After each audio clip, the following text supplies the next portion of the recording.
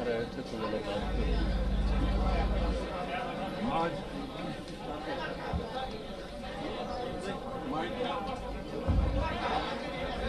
आज भाजपा जदयू गठबंधन के संयुक्त प्रेस वार्ता में हम सबके बीच उपस्थित बिहार के मुख्यमंत्री श्री नीतीश कुमार जी, जेडीयू के प्रदेश अध्यक्ष श्री वशिष्ठ नारायण सिंह जी, जेडीयू के कार्यकारी प्रदेश अध्यक्ष श्री अशोक चौधरी जी, जेडीयू के राष्ट्रीय महासचिव एवं राज्यसभा सांसद श्री आरसीपी सिंह जी, बिहार सरकार में मंत्री श्री विजेंद्र यादव जी, माननीय सांसद श्री ललन सिंह जी, साथ ही हम सब के बीच उपस्थित बिहार सरकार के उप मुख्यमंत्री और भाजपा के वरिष्ठ नेता श्री सुशील कुमार मोदी जी, बिहार प्रदेश प्रभारी सह राज्यसभा सांसद श्री भूपेंद्र यादव जी एवं इस चुनाव के दृष्टिकोण से हमारे चुनाव के प्रभारी सह पूर्व मुख्यमंत्री महाराष्ट्र श्री देवेंद्र फडणवीस जी और बिहार भाजपा के वरिष्ठ नेता और बिहार सरकार के मंत्री श्री प्रेम कुमार जी तथा यहाँ उपस्थित सभी पत्रकार बंधुओं, आप सभी का मैं इस पत्रकार वार्ता में हार्दिक स्वागत और अभिनंदन करता हूँ।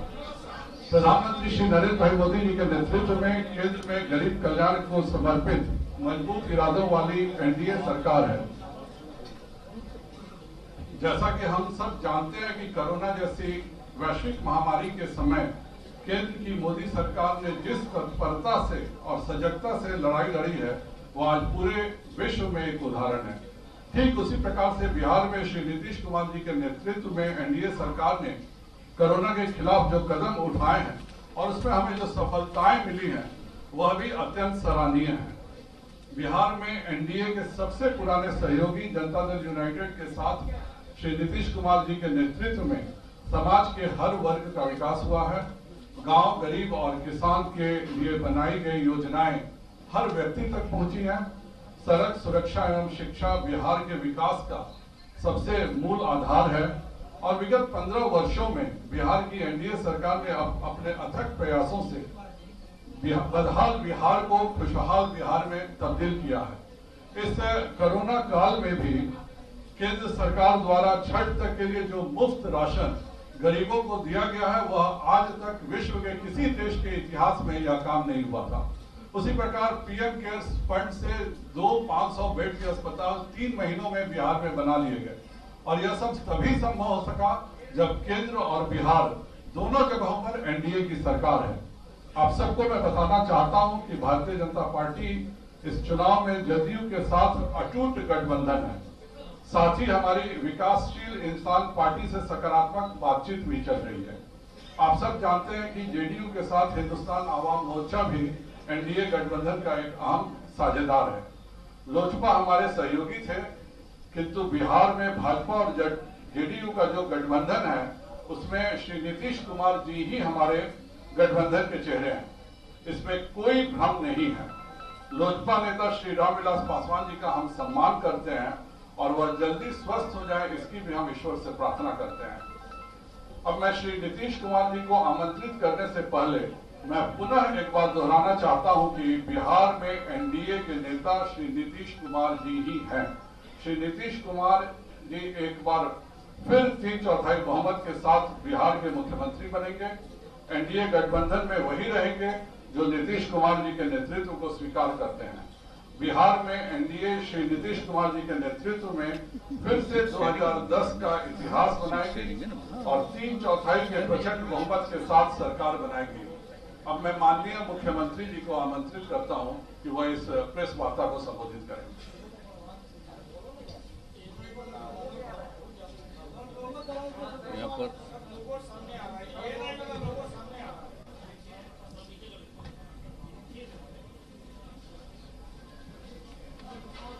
यहाँ पर उपस्थित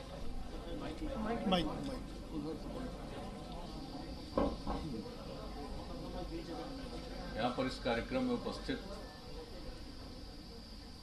माननीय उप मुख्यमंत्री श्री सुशील कुमार मोदी जी,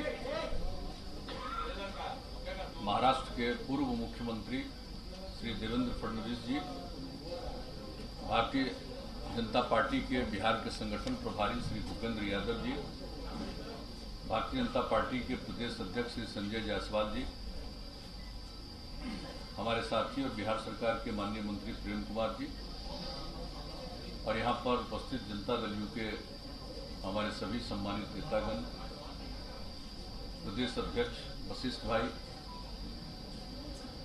कार्यकारी अध्यक्ष अशोक चौधरी जी, विजेंद्र यादव जी, आरसीपी सिंह जी, ललन जी, मैं सबसे पहले आप सब लोगों का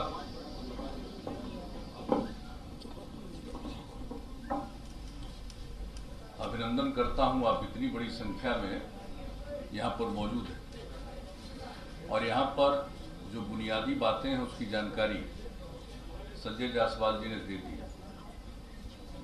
जो हम लोगों का गठबंधन है एनडीए, इसमें बातचीत हो चुकी है और हम लोगों की बातचीत पहले ही हो चुकी थी, लेकिन उसका कोई ऐलान नहीं किया गया था और अब उसके बारे में विस्तृत रूप से जानकारी दे दी जाएगी।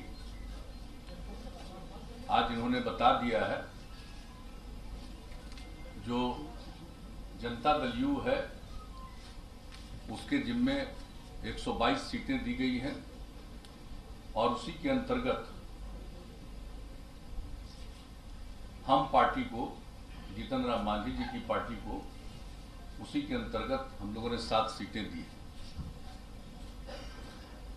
भारतीय जनता पार्टी के पक्ष में 121 सीटें हैं और उसी के अंतर्गत इन लोगों की बातचीत, जो इन्होंने बताया कि अंतिम चरण है विकासशील इंसान पार्टी के साथ, उसी के अंतर्गत उनको सीटें देंगे। और जहां तक दोनों के बीच में कॉन्स्टिट्यूएंसी का सवाल है, कौन कौन विधानसभा क्षेत्र किनके जिम्मे है, उसका भी निर्णय हो चुका है और मैं समझता हूं कि आज वो 122 और 121 तो है, तो बता दें लोगों को, या ऐसे ही आप रिलीज कर दीजिए, रिलीज कर दिया जाएगा ये पूरे तौर पर कि इनके जिम्मे कौन सी सीट है। हम लोग मिलकर काम कर रहे हैं और बिहार के विकास के लिए जो भी काम है वो किया गया है और इसके बाद भी आगे मिलजुल कर हम लोग काम करेंगे। एक साथ काम करते हुए हम लोगों का एक लंबा अवसर है और जो कुछ भी बिहार में हुआ है इसके बारे में सब लोगों को जानकारी। कुछ लोगों के द्वारा बिला वजह बहुत सारी बातें की जाती है, मैं उन सब चीजों का कोई महत्व नहीं देता हूं। सबको मालूम है कि हम लोगों का अगर पिछले 15 वर्षों से हम लोग काम कर रहे हैं, 15वां साल है, और उसके पहले 15 साल तक लोगों को काम करने का मौका मिला था, उनके द्वारा क्या किया गया, क्या आर्थिक स्थिति थी, क्या रोजगार था, क्या कानून व्यवस्था की स्थिति थी, कितने बड़े पैमाने पर जो हत्याएं होती थी, सामूहिक नरसंहार की घटनाएं घटती थी, क्या नहीं होता था उस समय, कितने दंगे होते थे, सारी बातों से लोगों को मालूम है। और कहां कौन सा विकास का काम था, कहीं कोई सड़क था, कोई सड़क भी ठीक से था, एक भी काम नहीं था। कहां किस तरह से स्कूल चल रहा था, क्या हालत थी कॉलेजों की, यूनिवर्सिटी तक में जो शिक्षक थे, प्रोफेसर्स थे, उनको कब तनख्वाह मिलता था, कितने दिनों पर तनख्वाह मिलता था। हम लोग जब आए 2005 में और 2006 से जो हम लोगों ने काम करना शुरू किया, सब चीज समय पर करना शुरू किया, चाहे शिक्षा का क्षेत्र हो, स्वास्थ्य का क्षेत्र हो, विकास का क्षेत्र हो। और हम लोग प्रारंभ से कहते रहे न्याय के साथ विकास, यानी समाज के हर तबके का उत्थान और हर इलाके का विकास, वही काम हम लोग करते चले आ रहे हैं किसी भी क्षेत्र में। और इसके बारे में तो सबको पता है और किस तरह से हम लोगों ने काम किया। आज ये बता रहे थे अभी संजय जायसवाल जी, इधर की घटनाओं के बारे में कुछ जानकारी उन्होंने दे दी और कितना ज्यादा ये जो कोरोना का प्रकोप हुआ है दुनिया भर में, कोविड-19 से दुनिया भर के लोग प्रभावित, और कहीं नीचे जाता है फिर ऊपर जा रहा है। ये स्थिति एक दूसरे तरह की है, लेकिन हम लोगों ने बिहार में कितना काम किया। और आज अब देख लीजिए, जांच का भी सवाल है, तो 10 लाख की आबादी पर जितनी जांच है बिहार में, देश का जो एवरेज है उससे भी 3000 ज्यादा। हमारा देश के एवरेज से भी प्रति 10 लाख की जनसंख्या पर जितनी जांच हुई या हो रही है उसमें भी हम लोग आगे हैं। और जहां तक सवाल है कि जो लोगों की मृत्यु होती है उसकी भी कमी है हम लोगों के यहाँ, और जो लोग ठीक होते जा रहे हैं उसकी भी संख्या हमारा 93% से ज्यादा है।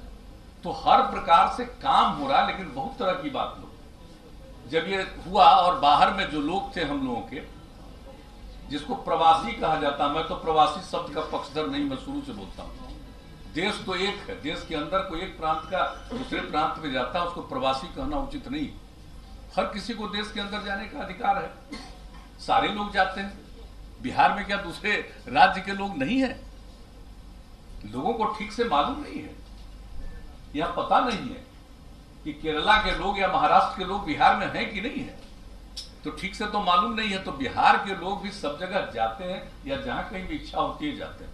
अब वहां थे, परेशानी में थे, तो हम लोगों ने तो एक एक लोगों से संपर्क किया और सब लोगों को जो भी है, मतलब 21 लाख लोगों को 1,000 रुपया की सहायता राज्य सरकार की तरफ से किया गया। और जो गाइडलाइन था जारी, उसमें एक जगह से दूसरी जगह जाने का नहीं था। फिर केंद्र सरकार ने निर्णय लिया अप्रैल महीने में, और जो रेलगाड़ी से आने की सुविधा की गई, कितनी बड़ी संख्या में हमारे लोग आए और लोगों के साथ कितना यहां किया गया। अलग अलग लोगों को, जिसमें था कोई 8 जगह से आए जिनकी स्थिति वहां ज्यादा ठीक नहीं थी, उनको अलग हम लोग 14 दिन तक रखे क्वारंटाइन सेंटर, और उसमें एक एक लोगों पर 5300 रुपया 14 दिन के अंदर हम लोगों ने खर्च किया। तो लोगों को तो मालूम कुछ रहता नहीं है।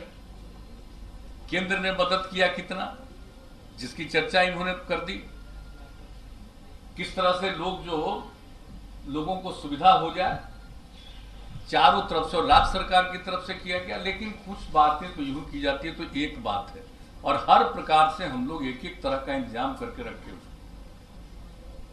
और एक एक क्षण, अभी तो अब चुनाव आ गया, तब चुनाव आ गया तो जितने सरकार के और जो डिपार्टमेंट के लोग हैं, अधिकारी हैं, ये उनका देखना काम। और आपको मैं बता देता हूं, जैसे ही चुनाव आयोग के द्वारा घोषणा की जाती है डेट, हमको जब से मौका मिला तब से, जिस दिन अनाउंस हो जाता है चुनाव का इलेक्शन कमीशन के द्वारा, उसके अगले दिन या उसी दिन हम ऑथोराइज कर देते हैं सब काम के लिए चीफ सेक्रेटरी को। इस बात को जान लीजिए। हम लोगों को तो इतना कम समय है और ऐसी परिस्थिति में चुनाव हो रहा है, तो सब लोगों को पूरी तैयारी करनी है, और हम लोग चुनाव कर रहे हैं तो हम लोग तो अपने ढंग से जो काम है।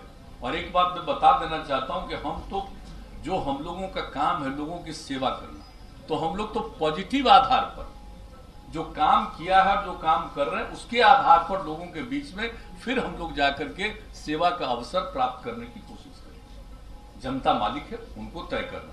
लेकिन कुछ लोगों के द्वारा किस किस तरह का बयान दिया जाता है, मुझे तो आश्चर्य होता है। और आज तो हम कुछ अखबार में देख लिए कि जिसका जेडीयू से कोई रिश्ता नहीं है, उसका छाप दिया कि आरजेडी ज्वाइन किया, जेडीयू में है ही नहीं। अब वरिष्ठ नेता 2-3 अखबार में हमने देखा, आश्चर्य मुझको लगता है। इसलिए हम तो आग्रह करेंगे कि चीजों की जांच करके, अब फोटो छपा हुआ है, फोटो छपा है 1-2 अखबार, तो वो कब हम लोग एमएलए बनाए, एमपी बनाए, 14 से ही अलग है। अब बताइए कोई कहीं जाता, तो कुछ चीजों को तो देख करके मैं इतना ही कहूंगा, मुझको दुख नहीं होता। सवेरे मेरी आदत है अखबार पढ़ने की, तो हम जब सवेरे अखबार पढ़ते हैं, टेलीविजन तो उस तरह से हम देख नहीं पाते हैं काम के चलते। दिल्ली में जब तक थे तब तक 1-2 घंटा टेलीविजन देखते थे, अब नहीं देख पाते हैं। लेकिन अखबार पढ़ते हैं तो कभी कभी चीज को देख करके हंसी आती है। तो इन सब चीजों से हमारा कौन क्या बोलता है, क्या बोलेगा, और इन्होंने उसके बारे में बता दिया। और ये तो बीजेपी ही अपनी तरफ से जो भी बात होगा कह देंगे। कोई अब क्या बोल रहे हैं क्या नहीं बोल रहे हैं उससे हमको कोई लेना देना नहीं है, कोई मतलब नहीं है। हम लोग मिलकर काम कर रहे हैं और मिलकर आगे भी काम करेंगे। मिलकर हम लोग साथ मिलकर के चुनाव लड़ेंगे। और जो इनका भारतीय जनता पार्टी का ही जो विचार था हम लोगों के साथ विमर्श के दौरान, इनकी जो इच्छा थी उसका ही पालन करते हुए हम लोगों की तरफ से हम पार्टी के साथ उनके साथ बातचीत हुई और ये बात कर रहे हैं विकासशील इंसान पार्टी के साथ। और जो बात है एक तरफ तो हो ही गया है, उनका तो 7 सीट और 7 का जिन सीटों पर वो लड़ने वाले हैं उसका भी उनको सूचना दे दी गई और उसमें से तो लगता है 6 सीट तो पहले ही फेंचता है। तो ये सब का ऐलान सब के बारे में सब लोगों को मालूम है और विधिवत आज जो दोनों दल का है और दोनों दल के माध्यम से और लोगों को जो इसके साथ जोड़ा गया है तो उनके बारे में भी पूरी बात एक एक सीट के बारे में आप लोगों को उपलब्ध करा दिया जाएगा और उसके बाद फिर जो कैंडिडेट हैं अपने अपने पार्टी के लोग उसका भी ऐलान कर देंगे कि कौन कौन कैंडिडेट किस क्षेत्र के हैं, इसका भी ऐलान कर देंगे। तो हम लोग मिलकर काम कर रहे हैं, मिलकर काम करेंगे। हम लोगों के मन में किसी भी तरह की कोई गलतफहमी नहीं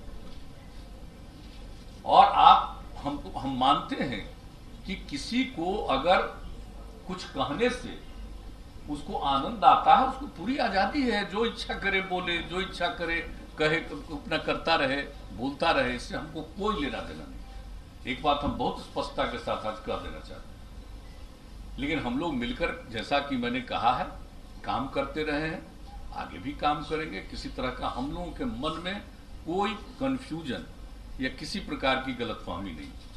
और ये स्वाभाविक है कि इस बार ये जो स्थिति रही है कोरोना की, अब इसमें कई चीजों को काम करने थोड़ा विलंब जरूर हुआ है। किसी भी चीज के बारे में निर्णय लेना, लोगों से बातचीत करना, वो सब होता है, लेकिन अब एक एक चीज के बारे में फैसला हो गया है और लोग अपने अपने कैंडिडेट के बारे में भी अंतिम निर्णय लगभग ले चुके हैं। हम लोग तो कैंडिडेट के बारे में भी निर्णय ले चुके हैं, आपका भी निर्णय लगभग हो चुका है, तो इसका भी ऐलान बाद में कर दिया जाएगा। अभी तो सीटों के बारे में कौन सीट से किस पार्टी के लोग चुनाव लड़ेंगे इसके बारे में आज आपको जानकारी दे दी जाएगी। और मैं तो इतना ही कहूंगा कि भाई समाज में एक प्रेम का और भाईचारे का भाव रहना चाहिए, लेकिन ये तो हमको मालूम है कि मनुष्य का तो कुछ न कुछ हिस्सा ऐसा होता है जो इस प्रकार की बात करता है। तो ये कोई ऐसी बात नहीं है कि ये अस्वाभाविक है, ये बहुत ही स्वाभाविक है। आप देखिएगा कि चाहे लाख कुछ कर लीजिए, कुछ प्रतिशत लोग तो ऐसे होते ही हैं कि वो किस तरह से बोलेंगे, किस तरह की बात करेंगे, तो ये कोई ऐसी चीज नहीं है, ये तो चलता ही रहेगा, उससे कोई मतलब नहीं है। और जरूर बिहार को आगे बढ़ाना है हम सब लोगों को मिलकर के, एकदम बिल्कुल सक्षम बिहार हम लोग बना रहे हैं। और कितना तेजी से इसके बारे में तो हम लोग बोलते रहे। क्या बजट था भाई, कितना कम बजट था बताइए, और अब कितना बड़ा बजट है। 24,000 करोड़ रुपए का बजट होता था और हम लोग 2,11,000 करोड़ रुपए तक पहुंचा दिए बजट से लेकर के एक एक चीज के बारे में। और वो सब बात होगी तो हम लोग डिटेल भी देंगे। नौकरियों के बारे में कितने लोगों को नौकरी हम लोगों के कार्यकाल में मिली है, कितने लोगों को सेवा करने का मौका मिला है, एक एक चीज के बारे में। तो हम लोग तो इन सब चीजों के बारे में काम करते रहे और काम ही करते रहेंगे, यही हम लोगों का कर्तव्य है। तो अभी तो अपनी तरफ से इतनी ही बात कहनी थी, अब बाकी तो बहुत बहुत धन्यवाद। माननीय मुख्यमंत्री जी ने विस्तृत बताया है, पर अब कोई प्रश्न हो आप सबको तो आप पूछ सकते हैं। सर एक minute ABP. Thank you sir, मैं जैनेन्द्र हूँ एबीपी न्यूज से। नीतीश जी, चिराग पासवान आपकी सरकार को नाकाम बता रहे हैं, उनके पिता मोदी सरकार में मंत्री हैं जिनकी तस्वीर आपने मंच पे लगाई हुई है। सवाल ये कि क्या बीजेपी से सवाल है मोदी जी से कि क्या एलजेपी एनडीए का हिस्सा है कि नहीं है। और नीतीश जी आपसे सवाल है कि चिराग जो बार बार आप पर हमले करते हैं, क्या आपकी प्रतिक्रिया है, और उनके पिता मोदी कैबिनेट का हिस्सा है, आप क्या चाहेंगे कि क्या एलजेपी को के साथ बीजेपी अपना संबंध केंद्र पर भी तोड़े। देखिए, कौन क्या बोलता हम पहले ही कहने, उसमें मेरी कोई रुचि नहीं है, जिसकी जो इच्छा वो बोलता रहे। लेकिन आपने श्री रामविलास पासवान की चर्चा की। अब रामविलास पासवान जो अस्वस्थ हैं, हम सब लोग चाहते हैं कि वो स्वस्थ हो। हम लोगों का उनसे एक लगाव है और बहुत पुराना लगाव है। लेकिन आप जो पूछ रहे हैं हमसे, ती रामविलास पासवान जी अभी जो राज्यसभा में पहुंचे तब बिना जेडीयू के मदद के पहुंचे। आप जरा बताइए तो कै गो सीट है बिहार विधानसभा में? 2 है ना। तो बीजेपी ने और जेडीयू ने ही तो टिकट देकर के राज्यसभा पहुंचाया। तो ये सब बात जो कोई बोलता रहता हमको से क्या मतलब है? और आप जरा बता दीजिए कि जो पार्लियामेंट का चुनाव हुआ जिसमें 6 सीट मिली तो कौन नहीं होगा? कितना कितना बार मेरे साथ रामविलास पासवान जी गए?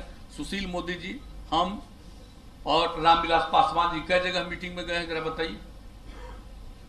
तो हम लोग तो सब दिन से सहयोग करते रहे। आप कोई के मन में क्या बात है, इससे हमारा कोई लेना देना नहीं है। और उसका एक पक्ष जो कहा उसके बारे में तो आप लोग बता देंगे।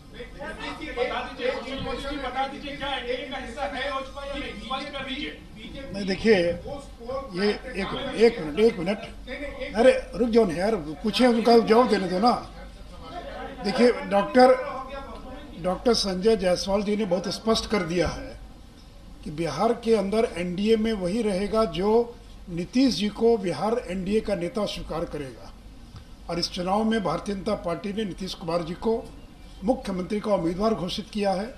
कल सरकार निश्चित बनेगी तो मुख्यमंत्री भी नीतीश कुमार होंगे। तो इसलिए नीतीश कुमार को जो अपना नेता स्वीकार करके काम करेगा वही एनडीए के अंदर बिहार के अंदर हिस्सा होगा। और रामविलास जी तो केंद्र में मंत्री हैं ही, वो केंद्र में मंत्री अस्वस्थ हैं वो। और जैसा भी कहा डॉक्टर संजय जायसवाल जी ने कि अगर वो स्वस्थ होते तो शायद आज ये स्थिति पैदा नहीं होती। इसलिए कोई इफ एंड बट का सवाल नहीं है। अब मैं मीडिया से भी आग्रह करूंगा, कोई कन्फ्यूज़न मत रखिए। ये ऐसा गठबंधन है और आज का संबंध नहीं है। 96 से लेकर आज तक बीच के कुछ 2-3 वर्षों के कार्यकाल को छोड़ दें तो इतना लंबा अनुभव और कार्यकाल हम लोग का रहा है। इसलिए कोई इफ एंड बट नहीं है। और कोई बीजेपी, जेडीयू और साथ में वीआईपी पार्टी और हम पार्टी, ये 4 दलों का गठबंधन है। और इसलिए आज ये भी आपको बताया गया है कि अगर आवश्यकता पड़ेगी तो चुनाव आयोग को हम लोग लिख कर देंगे। क्योंकि सूचना मिल रही कि बहुत सारे निर्दलीय लोग भी या अन्य जो इतने दर्जनों दल बने हैं बिहार में, वो हो सकता है कि कोई मुख्यमंत्री के फ़ोटो का इस्तेमाल करे, कोई हो सकता है प्रधानमंत्री के फ़ोटो का इस्तेमाल करे। तो हम लोग आवश्यकता पड़ेगी तो चुनाव आयोग को ये लिख कर देंगे कि ये जो 4 दल मिलकर चुनाव लड़ रहे हैं यही लोग केवल प्रधानमंत्री के चित्र का इस्तेमाल कर सकते हैं। अगर अन्य कोई दल चित्र का इस्तेमाल करता है तो चुनाव आयोग को जो उनकी अपनी धाराएं, अपना कोड है उसके अनुसार और वो कार्रवाई करने के लिए स्वतंत्र होंगे। जो है आप लोग नीतीश कुमार को अगर आपके स्ट्राइक रेट आपका अच्छा हुआ तो स्मॉलर एलाइज आप लोग। अरे भाई, एक बार जब घोषणा कर दिया तो कोई इफ एंड बट नहीं है। जितनी भी सीटें जिसको आए, नीतीश कुमार जी को 2 लगातार हमारे मुख्यमंत्री हैं, जब हम साथ में रहे हैं, आज भी मुख्यमंत्री हैं और आगे भी बिहार के इस गठबंधन के वही उम्मीदवार हैं और वही मुख्यमंत्री रहेंगे। इसमें संख्या किसको क्या आई, नहीं आई, क्या हुई, इसका कोई संबंध नहीं है। तो इसलिए कहीं कोई कन्फ्यूजन ना रहे। और मैं मीडिया से भी आप पोली की तो बात कर रहे हैं और क्या कर रहे हैं? मैंने तो कह दिया ना आपको। अरे भाई, अरे भाई, तो अब ट्वीट कब करें ये भी आप तय कीजिएगा मनीष जी, कि मैं कब ट्वीट करूं, ये तय आप नहीं ना कीजिएगा। एक ही व्यक्ति सब नहीं पूछे प्रश्न।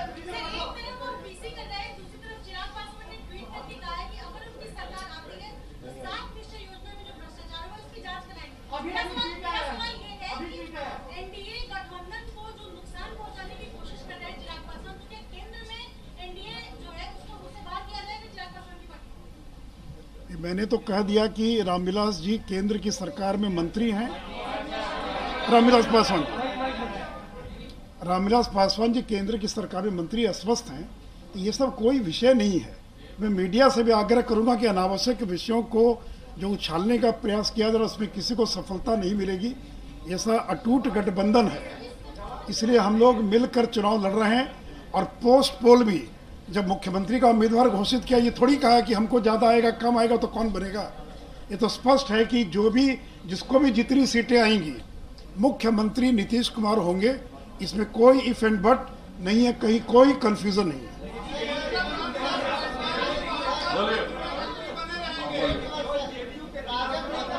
नहीं, आप बोलिए,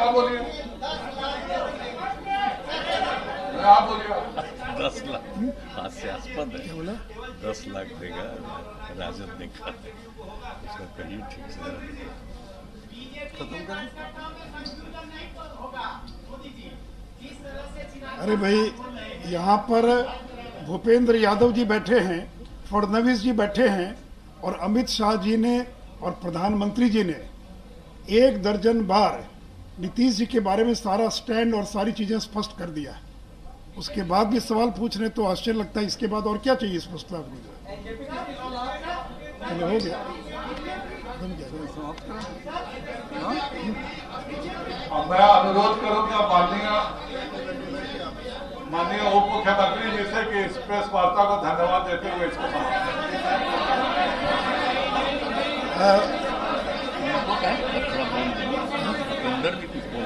भूपेंद्र जी, आप कुछ बोल। और मैं अनुरोध करूंगा कि माननीय भूपेंद्र जी से कि वो सभी को संबोधित करें।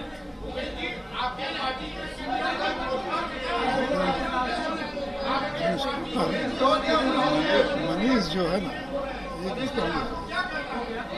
जो भी आदमी, जो भी व्यक्ति भारतीय जनता पार्टी के सिंबल के खिलाफ कहीं भी चुनाव लड़ता है, भारतीय जनता पार्टी के संविधान में व्यवस्था है, वो पार्टी का सदस्य नहीं रह जाता है। पार्टी पूरी तरीके से बिहार में एनडीए में नीतीश कुमार जी के नेतृत्व में चुनाव लड़ रही है। और हम ये मानते हैं कि हमारे प्रधानमंत्री माननीय नरेंद्र मोदी जी के नेतृत्व में पूरे देश भर में जो गरीब कल्याण के कार्यक्रम किए गए, देश में आर्थिक रूप से, सामाजिक रूप से पिछड़े हुए लोग हों, पिछड़े हो, अति पिछड़े हो, दलित हो, वंचित हो, गरीब हो, सबके कल्याण के लिए जो कार्य किया गया है, उन सभी कार्यों को बिहार में भी नीतीश जी के नेतृत्व में आगे बढ़ाया गया है। और अभी माननीय मुख्यमंत्री जी ने, माननीय सुशील मोदी जी ने बहुत स्पष्ट रूप से कहा है, और हमारा ये स्पष्ट रूप से कहना है कि इस चुनाव में जनता दल यूनाइटेड, भारतीय जनता पार्टी और हमारी जो 2 सहयोगी पार्टी हैं, उनको 3/4 बहुमत मिलने वाला है, और 3/4 बहुमत के द्वारा ही हमारी सरकार बनने वाली है। इसलिए आपके सभी प्रयासों पर जब हमें 3/4 बहुमत मिल रहा है, तो अपने आप ही विश्राम लग गया।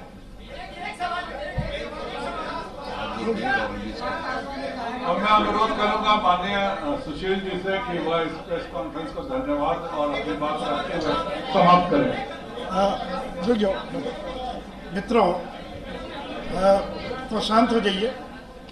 मित्रों, जैसा भी नीतीश जी ने और डॉक्टर संजय जायसवाल जी ने सारी बातों को रख दिया है, मैं संक्षेप में इतना ही कहूँगा कि हम चुनाव विकास के मुद्दे पर चुनाव लड़ेंगे।